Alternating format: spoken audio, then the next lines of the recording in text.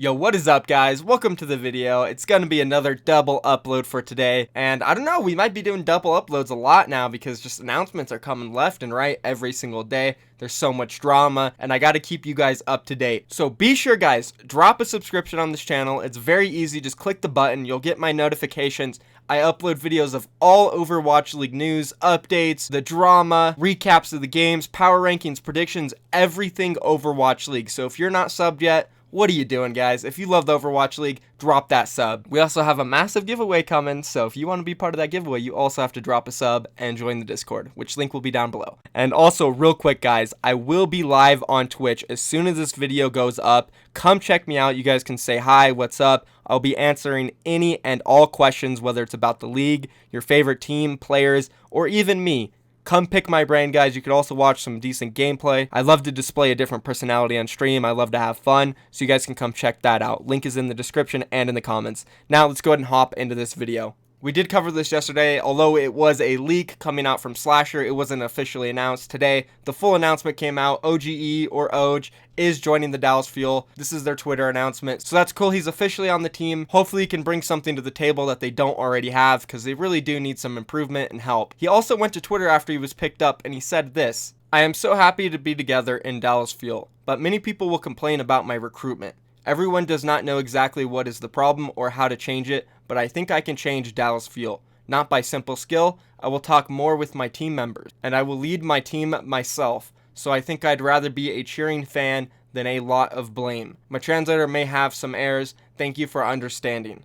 Now, what's very interesting about these tweets is he deleted them almost immediately after sending them out. There's some speculation going on as to why he deleted these tweets. Was he worried about the English? Did he translate himself, or did he actually have a translator do it? Because he did say translator, but also if he actually had a translator, it would have made more sense because it was still a little all over the place. And OG has been playing with North American teams for a little bit now. I think he translated it himself and just made a mistake by saying translator. Maybe Dallas Fuel, the management told him to delete it. They don't want to air out their dirty laundry anymore, something like that. Hopefully, I would imagine that would be the best thing for the Dallas Fuel. They need to stop tweeting about their team problems. They need to stop streaming. They need to stop breaking down in public, stuff like that. Just keep everything to yourselves. I really think they need to go on a social media blackout. Nobody go on Reddit, Twitter, YouTube, nothing. I already said this, but I just really want to make it clear. The players need to go on a social media blackout. Let the management handle the tweets and all the stuff after the matches. Let them say what the problems are. Don't go and blame yourselves, blame your teammates, whatever the hell you're doing. Don't do that. And this kind of ties into an amazing post that was on Reddit. It was titled "Open Letter to Dallas Fuel's Management / Players." The guy who posted this, his name is Dick Rigorous. Pretty funny name. But he really nailed this post. A lot of it makes a ton of sense. It seems like he has a good grasp on the team and understands what they should do to clear up all these problems. Basically comes down to him saying that the Dallas Fuel management really need to get a hold on the team and the situation that they are in right now. For them to be completely silent and just keep responding and saying, "Oh, you guys don't know what's going on behind the scenes," is not a good look for them. And it just shows a lot of unprofessionalism coming out of the Dallas Fuel management. And that's pretty much the TLDR on this. It's a really long post. I'm going to link it down below in the comments so you guys can check it out if you're interested. I definitely wanted to bring it up though because it is a really good read. I would read it all to you guys, but it's very long. It would take about 5 minutes of this video, so we're not going to do that for time's sake. So link will be down below. Check it out. Taimu tweeted out a twit longer, and it's an apology. I'm assuming this is directed toward the anti-gay slur situation that was going on. I never really covered this on my channel because I don't know, I didn't feel like it was appropriate or something that I really wanted to cover. But he did drop an apology on it. He said this: "I am sorry to the fans and supporters I let down and offended recently.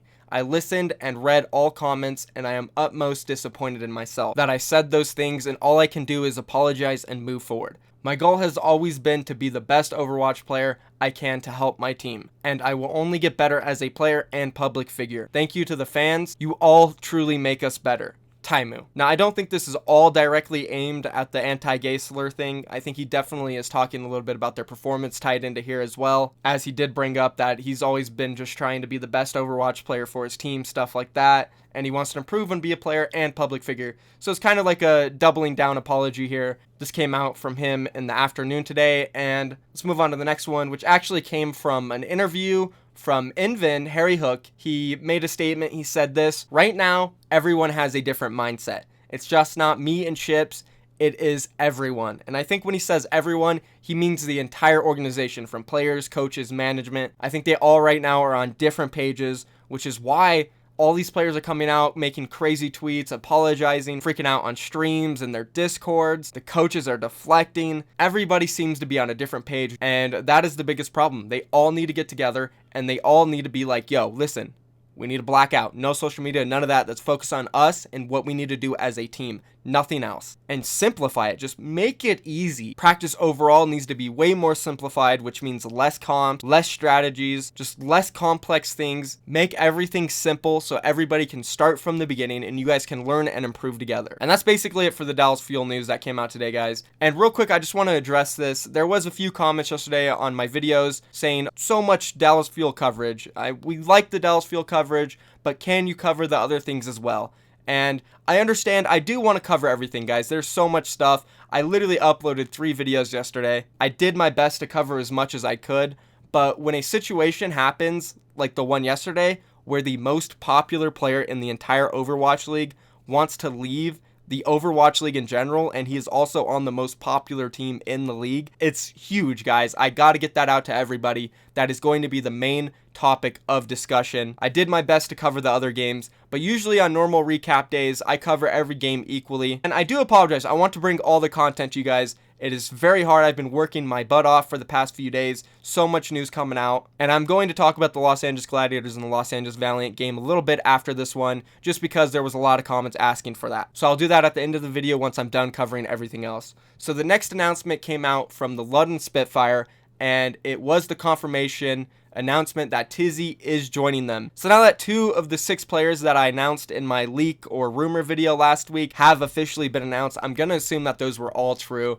So Tizzy from Runaway is joining the London Spitfire. In their announcement, they said this: "We are delighted to formally announce that the signing of Jang Huan Tizzy Huang," I probably butchered that, guys. I seriously probably butchered that. I butcher it a lot. You guys know that. Anyways, a man well known for his aggressively tank play. We're delighted to have him on board. Give him a follow here at Tizzy. Aces high. Read more in the announcement.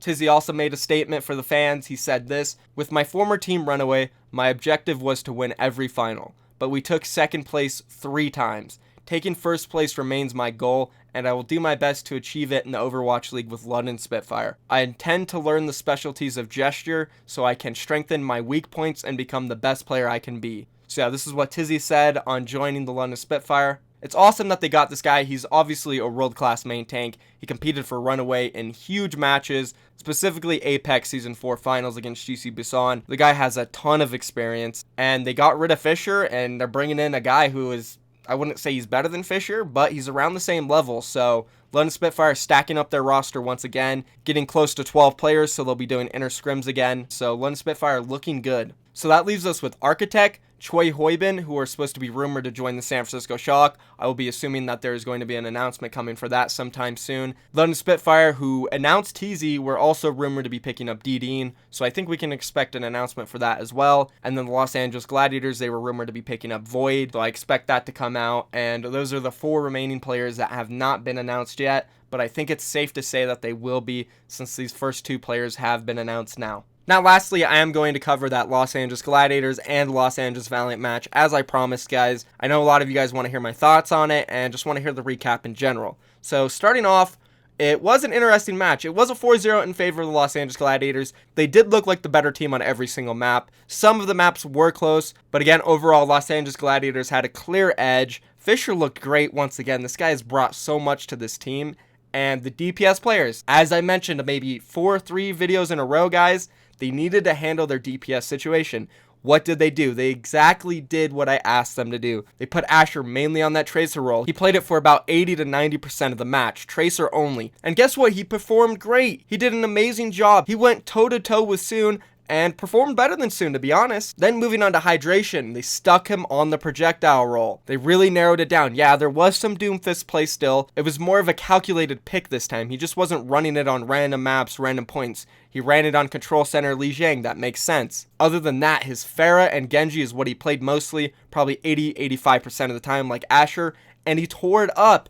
His Pharah looked great on Lijiang Tower. His Genji looked good overall. It was a really good set for Hydration. I was super impressed with his gameplay and Asher's gameplay. They stepped up big time, and it was a huge difference. The team, you could just see they destroyed the Los Angeles Valiant. Sure, the Los Angeles Valiant are very inconsistent, and this just proves my point that they are that team that is either going to show up or just be average. But besides that point, the Los Angeles Gladiators definitely showed up. They definitely identified their problems and worked on it in the off time, and it really showed in this match. So I'm super proud of them and their management, their coaches, organization, all that stuff. It really showed that they have an understanding of the game and they realized what they needed to do, unlike the Dallas Fuel. So now I'll just go ahead and hop into the maps, cover those real quick. We started off on Hanamura, which was one of the closer maps they had. The Gladiators did come out on top in the end. It was very close. Then we moved on to Lijiang Tower. This one was more in favor of the Los Angeles Gladiators. It was somewhat close. The Valiant did tick up some percentage on the points, but other than that, Hydration looked great on Pharah. And not to mention, man, Shaz and Big Goose, probably two of the best Western support players in the league. These guys work really well together. Shaz is always getting those crucial kills. Then you'll see Big Goose with great pill, and he can also get aggressive himself and pick up some kills. So Lijiang Tower went in favor of the Gladiators 2-0. Then the next map, which was probably the most lopsided one of them all, was Hollywood. The Gladiators had a great defense. This is where we really saw Hydration's Genji come out, played very well on it. Asher showed off his Widow. He had a great performance on that, went 6-1. Their attack was really calculated and smart. They went in, took their time, capped it, didn't really lose any team fights, and they looked great on Hollywood. Then the last map was that Gibraltar map, and at this point the Gladiators had already won the set. And this map was actually very entertaining. Even though the set was already over, you could tell both teams still wanted to win it. They were going for it, back and forth. One point it looked like the Gladiators were going to win. The next point it looked like Valiant was going to win it. And both teams went on these miracle attacks where they were in overtime, pushed it all the way to the last point. It was crazy. Really good map. Honestly, one of the best I've seen so far. It was unfortunate that the set was already over, and the Gladiators finished it off. They won 4-0. And I think if the Gladiators keep focusing on this type of gameplay, the style that they're playing, they run Asher on that Tracer mostly. He can flex on the Widow when needed. Then we have Hydration in there who's going to run the Pharah Genji, and they play a dive style where Fisher can make extremely aggressive plays. Big Goose can peel for Shaz. Shaz is going to get those kills for them. If the Gladiators do continue on this path, and with the addition of Void, they can be a very good team. And that's basically it for this video, guys. Let me know if you guys are happy with the double uploads. If so, I'll probably keep doing them if there's enough news to cover and updates, all that stuff. It's really fun for me to make these videos. It does take a lot of time, and I'm putting a lot of work and effort in. So yeah, let me know down in the comments if you guys want me to keep doing these. Be sure to subscribe. Also, again, I'm going to be streaming on Twitch as soon as this video goes live, so I'll link that down below in the comments and description. Come hang out on Twitch. I can answer any and every questions you guys want. Join the Discord, and I'm out of here, guys. Peace.